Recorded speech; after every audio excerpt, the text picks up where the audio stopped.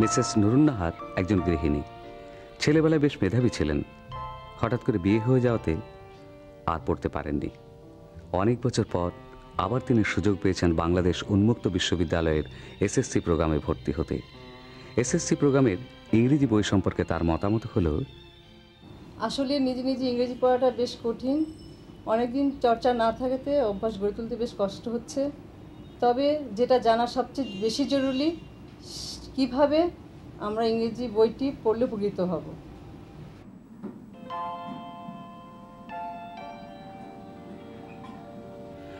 Mohammad Abdur Razzak office সহকারীর কাজ করেন একটি কম্পিউটার অফিসে। লেখাপড়া করেছেন ক্লাস 9 পর্যন্ত, কিন্তু পারিবারিক কারণে আর বেশি দূর এগোতে পারেননি। তিনিও ভর্তি হয়েছেন বাংলাদেশ উন্মুক্ত বিশ্ববিদ্যালয়ের এসএসসি প্রোগ্রামে।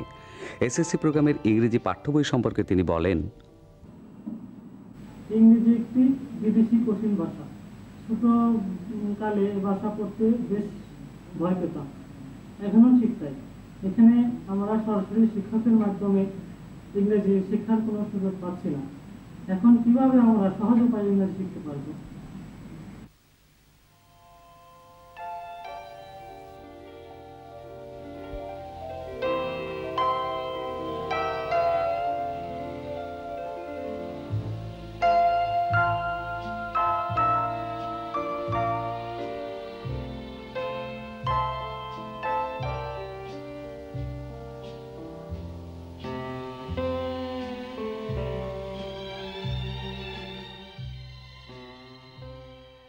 মাধ্যমিক পর্যায়ের শিক্ষার্থীগণ যে দুটো বিষয় নিয়ে সবচেয়ে বেশি সমস্যায় পড়েন, সে দুটো বিষয় হচ্ছে গণিত ও ইংরেজি। উন্মুক্ত শিক্ষার ক্ষেত্রে ইংরেজি বিষয়টা আরও বেশি সমস্যার, কারণ এসএসসি প্রোগ্রামের ছাত্রছাত্রীরা দীর্ঘদিন প্রাতিষ্ঠানিক শিক্ষার সঙ্গে জড়িত নন। ফলে স্বাভাবিকভাবেই ইংরেজি সম্পর্কে তাদের একটি জড়তা তৈরি হয়েছে। এই জড়তাগুলো কাটিয়ে নিজে নিজে ইংরেজি বিষয়ে দক্ষতা অর্জন করতে হলে এমন একটি পাঠ পদ্ধতি তাদের জানতে হবে, যে পাঠ পদ্ধতি তাদেরকে সাহায্য এবং সহযোগিতা করতে পারবে। এই কার্যকরী পাঠ পদ্ধতি নিয়ে আলোচনার জন্য আজ আমাদের স্টুডিওতে বিষয় বিশেষজ্ঞ হিসেবে উপস্থিত আছেন মিসেস মেহের আফতাব এবং মিসেস রোকেয়া সুলতানা। আর এসএসসি প্রোগ্রামের দুজন ছাত্রছাত্রী তাদের সমস্যা নিয়ে এই বিষয় বিশেষজ্ঞদের সঙ্গে কথা বলতে উপস্থিত হয়েছেন। তারা হচ্ছেন মোহাম্মদ সিকান্দার আলী ও মর্জিনা আক্তার। শিক্ষার্থী বন্ধুগণ, আপনারা হাতের কাছে কাগজ কলম রাখুন, কারণ আজকে উপস্থিত শিক্ষার্থী দুজন এবং বিশেষজ্ঞদের মধ্য থেকে যে আলোচনা বেরিয়ে আসবে তাতে হয়তো আপনি পেয়ে যেতে পারেন আপনার অনেক সমস্যার সমাধান। সুতরাং মনোযোগী হয়ে আসুন, বিশেষজ্ঞ এবং শিক্ষার্থীদের এই আলোচনাটি আমরা শুনি। ম্যাডাম, আমি যখন নিয়মিত স্কুলে পড়তাম তখন ইংরেজি বিষয়টা আমার কাছে বেশ কঠিন মনে হতো। এখন শিক্ষক ছাড়া আমি পড়ব কিভাবে? আপনার প্রশ্নটি খুবই যুক্তিসঙ্গত, কিন্তু আপনি নিশ্চয়ই খেয়াল করেছেন যে এখানে আপনাদের শেখার পদ্ধতি এক নয়, একাধিক। যেমন প্রথমে রয়েছে আপনাদের পাঠ্যপুস্তক, এছাড়া রয়েছে রেডিও অনুষ্ঠান, টিভি অনুষ্ঠান এবং টিউটোরিয়াল সেশন। প্রথমেই মনে করুন এই পাঠ্যপুস্তকটার কথা। এটা কিন্তু শুধু আপনাদের পাঠ্যপুস্তক তাই নয়, এটা আপনার শিক্ষকও। এই বইয়ের মধ্যে আপনারা প্রথমে ইনস্ট্রাকশন পাবেন কিভাবে বইটি পড়তে হবে। এটা ইনস্ট্রাকশনটা খুব সহজ ভাষায় দেওয়া হয়েছে, এটা পড়েই আপনারা বুঝতে পারবেন। তারপরে আপনারা আপনাদের পাঠগুলো পড়বেন। পাঠগুলো পড়ার পরে আপনাদের যে অ্যাক্টিভিটি করতে বলা হয়েছে সেই অ্যাক্টিভিটিগুলো আপনারা করবেন। অ্যাক্টিভিটির উত্তর দেওয়া আছে, বইয়ের ভিতরে দেওয়া আছে আনসার কিতে। অ্যাক্টিভিটিটি করে আপনি আনসার কি খুলবেন, আনসার কির সাথে মিলিয়ে দেখবেন আপনার উত্তর ঠিক হয়েছে কিনা।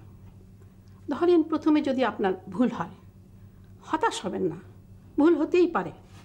লেসনটা আবার পড়েন, আবার চেষ্টা করেন, বারবার অনুশীলন করেন, দেখবেন কয়েকবার চেষ্টার পরে আপনি উত্তর দিতে পারছেন। এইভাবে আপনি আপনার বইয়ের থেকে পড়তে পারবেন। এছাড়াও আছে রেডিও অনুষ্ঠান। প্রায় প্রতি সপ্তাহেই ইংরেজির উপরে লেসন নেওয়া হবে, প্রায় প্রতিটি লেসনের উপরেই পাঠ দেওয়া হবে। যখন রেডিও অনুষ্ঠান হবে আপনারা মনোযোগ দিয়ে শুনবেন, নোট নেবেন, বুঝবার চেষ্টা করবেন। যে সমস্ত কঠিন পয়েন্ট আছে সেগুলো ব্যাখ্যা করা হবে। এছাড়াও আছে টিভি অনুষ্ঠান। টিভিতে নির্বাচিত কিছু লেসনের উপরে পাঠ দেওয়া হবে, যেগুলো বেশি দুরূহ মনে হয় সেগুলোর উপরে। তারপর আপনি যে বলছিলেন টিচারের মুখোমুখি হওয়ার কথা, সেটারও সুযোগ আপনারা পাবেন। প্রতি মাসে 2 শুক্রবার আপনারা টিউটোরিয়াল সেশনে উপস্থিত হবেন। সেখানে টিউটার আপনাদেরকে দুরূহ কঠিন বিষয়গুলো নিয়ে আলোচনা করবেন। আপনারা আপনাদের সহপাঠীদের সাথেও মিলবেন, আপনারা দলীয়ভাবে আলোচনা করতে পারেন সমস্যা নিয়ে এবং সমস্যা সমাধান খুঁজে পেতে পারেন। তবে একটা কথা মনে রাখবেন, আপনার টিউটার কিন্তু স্কুলের শিক্ষকের মতো ধরে ধরে সমস্ত লেসন পড়াবেন না। তিনি কেবলমাত্র চেষ্টা করবেন দুরূহ সমস্যার সমাধান দেওয়ার।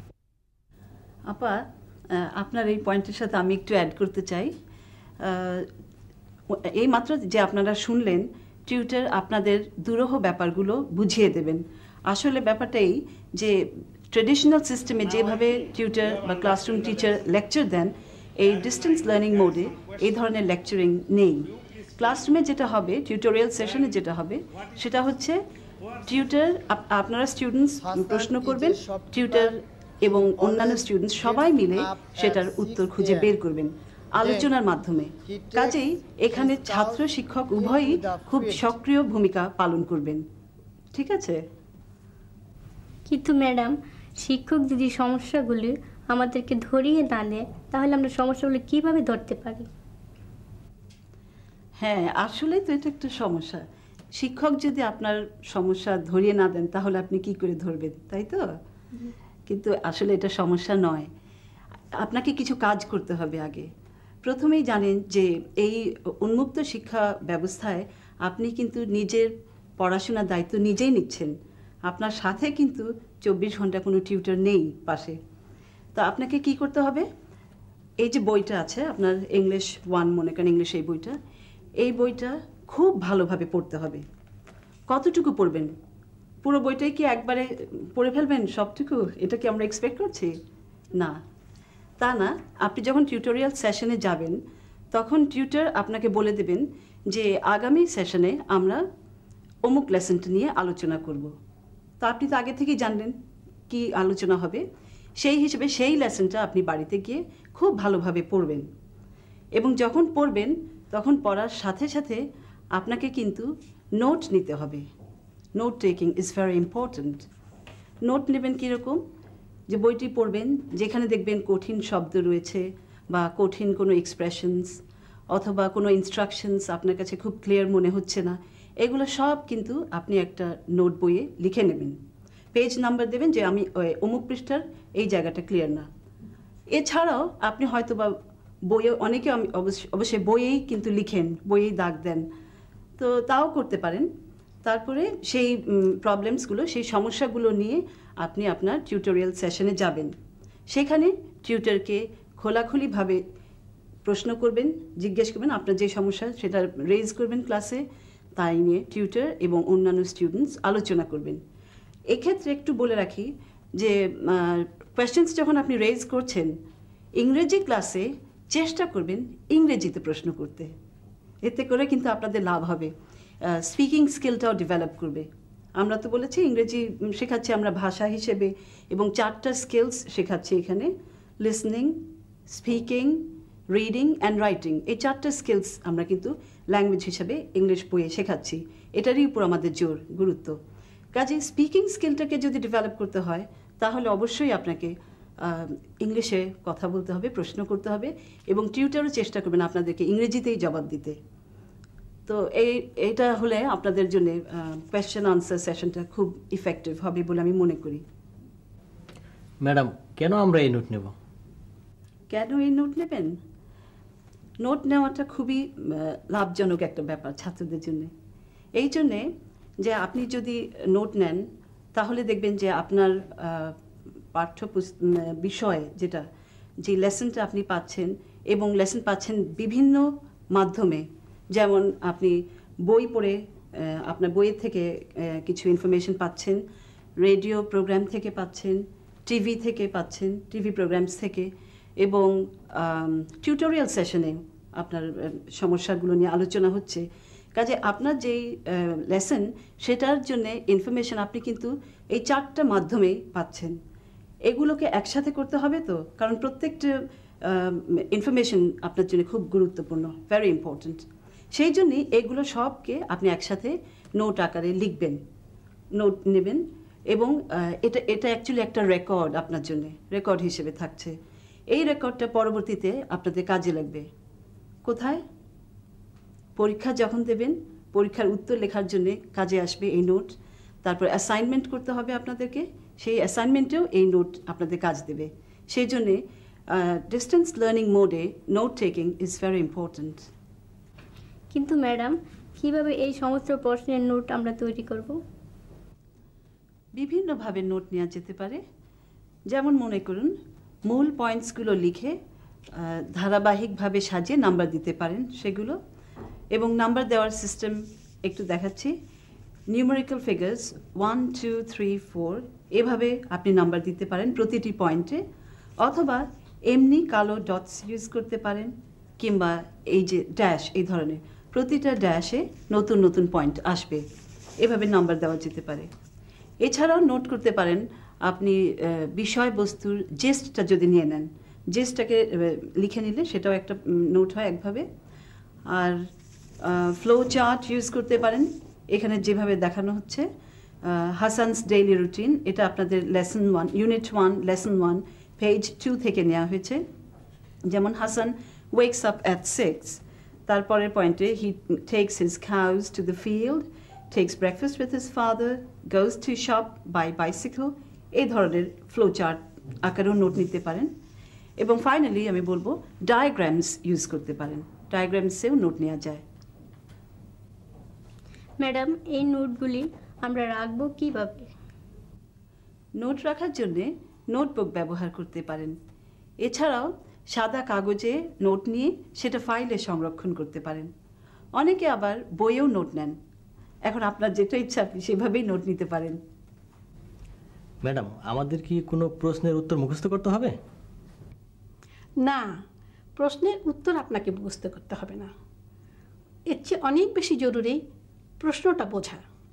লেসনটা ভালোভাবে পড়বেন, তারপরে প্রশ্নের অর্থ বুঝতে চেষ্টা করবেন। এরপর আপনি প্রশ্নের উত্তর নিজেই লিখতে পারবেন। ইংরেজি পড়ে বুঝি না, ইংরেজি প্রশ্নের উত্তর লিখব কী করে? ইংরেজি পড়ে বুঝতে অসুবিধা হচ্ছে তার কারণ আপনার রিডিং স্কিল এখনও ডেভেলপ করেনি। আপনার কেন বুঝতে পারছেন না? দুটো কারণ হতে পারে। যে আপনি ইংরেজি শব্দের অর্থ জানেন না, বা কোনো সেন্টেন্স স্ট্রাকচারটা জানেন না। মনে করুন আপনি যখন বাংলা পড়েন, বাংলারও তো সব শব্দ অর্থ জানেন না, মাঝে মাঝে কোনো সেন্টেন্সও না বোঝেন না, কিন্তু বাংলা পড়ে মোটামুটি অর্থ আপনি বুঝতে পারেন, কারণ আশেপাশের শব্দের থেকে, গল্পের কাহিনীর ধারা থেকে আপনি অর্থটা বুঝতে পারেন। একে বলে কনটেক্সট থেকে বোঝা। বাংলায় আপনি অভ্যস্ত কনটেক্সট থেকে বোঝার জন্য, কিন্তু ইংরেজিতে আপনি অভ্যস্ত না। এটা আপনাকে অভ্যস্ত হতে হবে। এই জন্য আপনাকে প্রচুর ইংরেজি বই পড়তে হবে। আর আপনাদের পাঠ্য বইয়ে শব্দের যেগুলো নতুন শব্দ, সেগুলো অর্থ তো দেওয়াই আছে, এখানে অর্থ পাবেন, স্ট্রাকচারও বোঝানো আছে। অতএব বইটা পড়লে, একবার পড়লে হয়তো বুঝবেন না, কিন্তু বারবার পড়ুন, তাহলে আপনি বুঝতে পারবেন। ম্যাডাম, পরীক্ষায় রচনামূলক প্রশ্নের উত্তর আমরা লিখব কিভাবে? রচনামূলক প্রশ্নের উত্তর দেওয়া আসলে একটি গুরুত্বপূর্ণ ব্যাপার।